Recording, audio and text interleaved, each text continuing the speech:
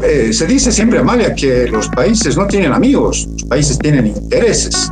Salvo que el contrato, que es secreto, no sé si te acuerdas, eso Sí. estaba por llave. Tienes razón, Amalia, estamos ante la posibilidad de que puedan demandar ante un arbitraje. Están tratando de que eso no se dé ese paso. Se contrataron 4 lotes de vacunas Sputnik 5. Rusia envió un lote de una cantidad determinada de vacunas. Quedó debiendo 3 lotes. No se sabe qué dice el contrato y por lo tanto eso me da derecho a especular. Un lote. Y ahora quieren que se les pague por los 3 lotes que no enviaron, diciendo que era un contrato, que se tenía que cumplir el contrato.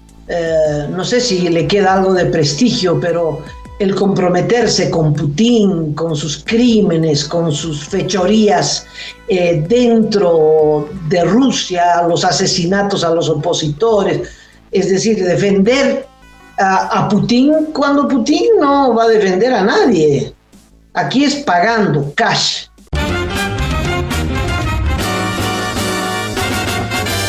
Esto es Cabildeo Digital.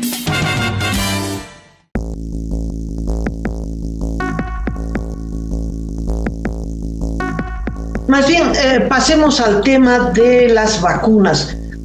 Cacho, Rusia va a demandar a Bolivia, es que es para no creerlo. Rusia está en guerra con Ucrania, necesita aliados, Bolivia es un aliado incondicional, vota a favor del genocidio en Ucrania junto con Rusia toda la vida en las Naciones Unidas, o se abstiene para que las propuestas de Rusia avancen, en fin, un papelón diplomático también. ¿Y Rusia ahora le va a devolver con una demanda? Bueno, se dice siempre, Amalia, que los países no tienen amigos, los países tienen intereses. Y parece que el interés de Rusia es cobrarle a Bolivia 27,2 millones de dólares. Escúchenos bien, por favor, por unas vacunas que no mandó. Eso es lo más grave. Recién, por la información que ha dado la jornada pasada, el Procurador General del Estado, don César Siles, se contrataron 4 lotes de vacunas Sputnik 5. Rusia envió un lote de una cantidad determinada de vacunas. Quedó debiendo 3 lotes, porque tenían varias demandas de otros países y nunca completaron estos otros 3 lotes. ¿Cómo salvó Bolivia esta carencia? Y en ese momento creo que hay que agradecerles, que fueron los chinos con las vacunas Sinopharm y de otras marcas. ¿Se acuerdan que también vinieron vacunas estadounidenses de una sola dosis? Y bueno, se salvó así la contingencia para la vacunación masiva. Las vacunas rusas anunciadas con bombos y platillos. ¿Te acordarás? Hay unas imágenes del presidente Arce que se fue al aeropuerto del Alto, ahí con las cajas de las vacunas Sputnik, levantando el puño izquierdo, ahí diciendo, llegaron las vacunas salvadoras. Nada, un lote. Y ahora quieren que se les pague por los 3 lotes que no enviaron, diciendo que era un contrato, que se tenía que cumplir el contrato y que si quieren las van a mandar los 3 lotes de vacunas que ya no deben servir y han debido expirar en su vida para inmunizar a la gente. Si tienes razón, Amalia, estamos ante la posibilidad de que puedan demandar ante un arbitraje.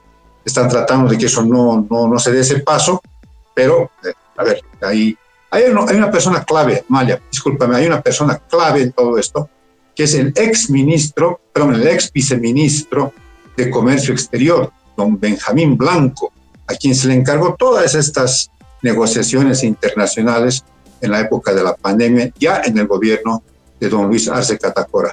Él conoce, me imagino, muy bien cómo fue esto, eventualmente sus criterios, eventualmente su declaración, no sé, un informe, aunque debe haber memorias ahí en la Cancillería. Es bien importante para que se sepa a cabalidad qué es lo que ocurrió con los lotes de vacunas anti-COVID que nunca llegaron de parte de los rusos.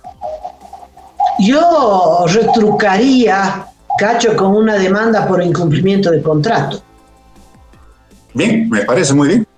Salvo que el contrato, que es secreto, no sé si te acuerdas, eso Sí. estaba por llave, ¿no? No se sabe qué dice el contrato y por lo tanto eso me da derecho a especular, salvo que el contrato diga que es Bolivia la que tiene que ir a recoger hasta Moscú las vacunas, ¿no?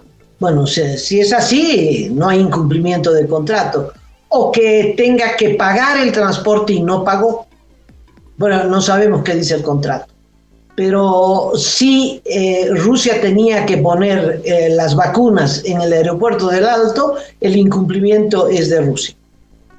En fin, ahí ves que, como tú dices, no hay amigos. En vano el gobierno está gastando, no sé si le queda algo de prestigio, pero el comprometerse con Putin, con sus crímenes, con sus fechorías dentro de Rusia, los asesinatos a los opositores, es decir, defender a Putin cuando Putin no va a defender a nadie. Aquí es pagando, cash.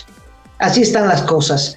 Y también el gobierno de Arce, pues has visto que ha mantenido un silencio vergonzoso frente a la arremetida de Maduro contra la oposición cuando están en ciernes unas elecciones y se supone que en las elecciones pues tiene que haber al menos, aunque sea formalmente, un ambiente democrático. Bueno, la historia, tal como la dejamos en la víspera, Cacho, fue que Maduro apagó la computadora y que la oposición, el pacto de unidad de Corina Machado, no pudo inscribir a la otra Corina Lloris, no pudo inscribirse porque le bloquearon la computadora y parecía que, bueno, hasta ahí había llegado el aleteo de la oposición. Pero hubo un viraje en las últimas horas, Cacho. Así es, Amalia. En principio, déjame, por favor, relevar una cosa que hay que hacer. Fuimos los primeros, tú, Carlos Valverde, mi persona, en abrir este tema, ¿no? ¿Te acuerdas? El sábado, en el programa Último Momento, en el que participó Carlos Valverde, ya tocamos este tema como diciendo, fue una jugada inteligente de Corina a Corina, de la sucesión por la inhabilitación de María Corina Machado, a Corina Lloris, una historiadora, una filósofa venezolana que parecía bien. Como tú dices, le apagaron la computadora, no la dejaron inscribir, pero ante estas voces de repudio de Colombia, de Brasil y de otros países, pero fundamentalmente de Lula da Silva y de Gustavo Petro, mágicamente se abrió por 12 horas, se encendió la computadora y la oposición venezolana logró inscribir al internacionalista y diplomático venezolano Edmundo González Urrutia. ¿Quién será? Nadie lo conoce, por lo menos yo primera vez que escucho su nombre, y está inscrito como candidato a la presidencia para las elecciones del 28 de julio a nombre, bajo las siglas de la Mesa de Unidad, que ahora es la plataforma unitaria, pero está ahí la sigla, ellos le dicen la tarjeta, la sigla. Entonces se ha inscrito este señor y parece que hay un plazo, Amalia, amigos, que establece la posibilidad de cambiar a el candidato presidencial. Entonces, seguramente en una especie de recaudo político electoral, la oposición está esperando que se cumpla ese plazo para eventualmente cambiar al señor González Urrutia, que se quede al margen e ingrese eventualmente Corina Lloris y no haya ningún tipo de dificultades. Están manejándose esto en estos ámbitos, juegos de ajedrez en jugadas ahí precisas en Venezuela. Y entonces se puede decir en este momento que la oposición venezolana tiene un candidato provisional a las elecciones del 28 de julio. Bueno, es de suspenso, ¿no? Es no apto para cardíacos. La lucha de la oposición venezolana, una lucha heroica, una lucha con muchos valientes, Cacho, entre ellos Corina Machado, ¿no? Entre ellos sí, y ella. Sí.